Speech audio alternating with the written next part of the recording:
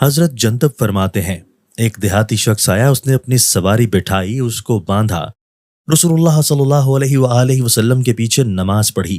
جب رسول اللہ صلی اللہ علیہ وآلہ وسلم نے سلام پھیرا تو وہ اپنی سواری کے پاس آیا، اس کی رسی کھولی اور اس پر سوار ہو گیا۔ پھر ندا دی، اے اللہ تو مجھ پر اور محمد صلی اللہ علیہ وآلہ وسلم پر رحمت فرما اور ہماری رحمت میں کسی دوسرے کو شامل نہ فرما۔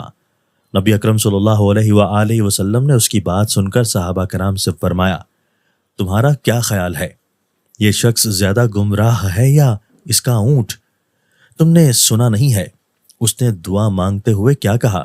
صحابہ کرام نے عرض کی، جی ہاں یا رسول اللہ صلی اللہ علیہ وآلہ وسلم، ہم نے سنا ہے۔ حضور صلی اللہ علیہ وآلہ وسلم نے فرمایا، اس نے اللہ تعالیٰ کی وسیع رحمت کو روکنا چاہا ہے۔ بے شک اللہ تعالیٰ نے 100 رحمتیں پیدا فرمائی ہیں، ان میں سے ایک رحمت دنیا میں اتاری ہے جس کے باعث انسان، جنات، جانور اور تمام مخلوقات ایک دوسرے پر رحمت کرتے ہیں۔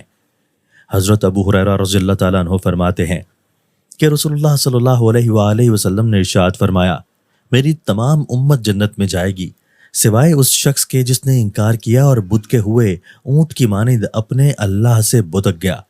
تاہم امام بخاری نے حضرت ابو ہریرہ رضی اللہ تعالیٰ عنہ کے حوالے سے رسول اللہ صلی اللہ علیہ وآلہ وسلم کا یہ ارشاد نقل کیا ہے کہ میرا ہر امتی جنت میں جائے گا سوائے اس کے جس نے انکار کیا۔ آپ صلی اللہ علیہ وآلہ وسلم سے پوچھا گیا، یا رسول اللہ صلی اللہ علیہ وآلہ وسلم، انکار کس نے کیا؟ آپ صلی اللہ علیہ وآلہ وسلم نے فرمایا، جس نے میری نافرمانی کی اس نے میرا انکار کیا۔